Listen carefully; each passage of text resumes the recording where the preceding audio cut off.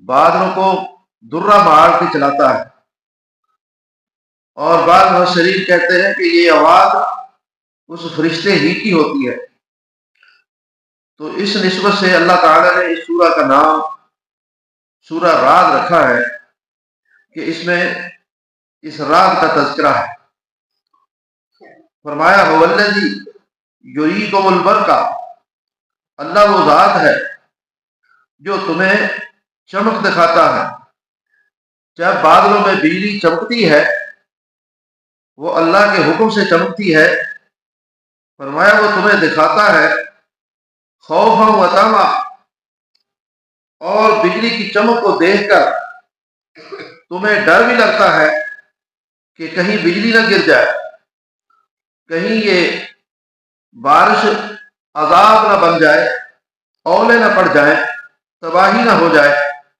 وطمعا، اور تمہیں اس بات کا طمع بھی ہوتا ہے کہ بارش ہو جائے، پانی برس جائے، زمینیں ہری بھری ہو جائیں، اللہ کی مخلوق پانی پی لے، فصلیں اگائیں گی۔ وَيُنشِئُ السَّحَابَ الثِّقَالَ، اور وہ اللہ ان بادلوں کو پیدا کرتا ہے، ان بھاری بادلوں کو، اور یہ بھاری بادل اتنے وزنی پانی کو لے کر فضا میں اڑتے ہیں۔ اللہ تعالیٰ نے اس کے اڑنے کا کیسا انتظام کر دیا کہ یہ لاکھوں ٹن وزنی پانی ہوا کے اوپر اڑ رہا ہوتا ہے۔ یہ اللہ کی قدرت سے ہے۔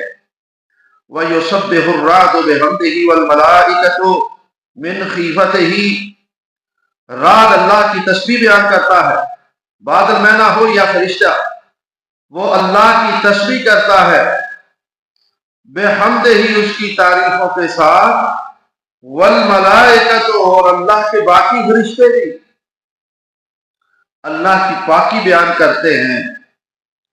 اور اللہ کی پاکی، اللہ کی تسبیح، اللہ کا ذکر اللہ کے فرشتے اللہ سے ڈر کے کرتے ہیں۔ ان کے دلوں میں خشیت الہی ہے، خوف خدا ہے۔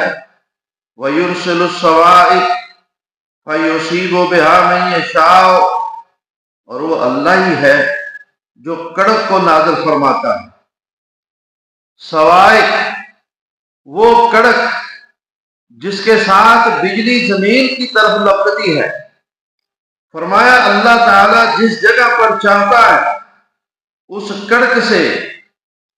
کڑک کو اور اس بجلی کی لہر کو پہنچا دیتا ہے۔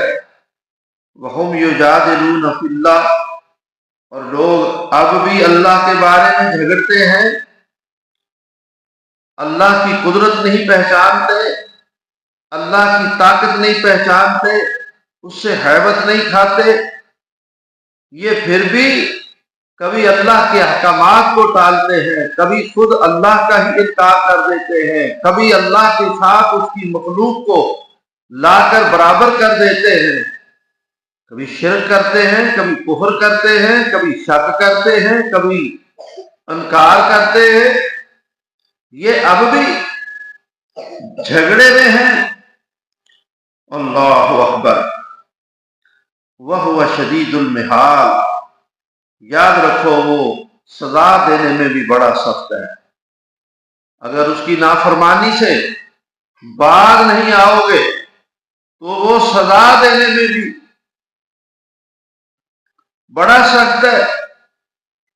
اللہ اکبر، جیسا کہ اس سے پہلے چند آیات پہلے فرمایا، وَإِنَّ رَبَّكَ لَذُو مَغْفِرَةٍ لِلنَّاسِ عَلَى ظُلْمِهِمْ، بے شک تیرا رب لوگوں کو ان کی ظلم زیادتیوں پر معاف کرنے والا بھی ہے، بہت درگزر فرماتا ہے۔ وَإِنَّ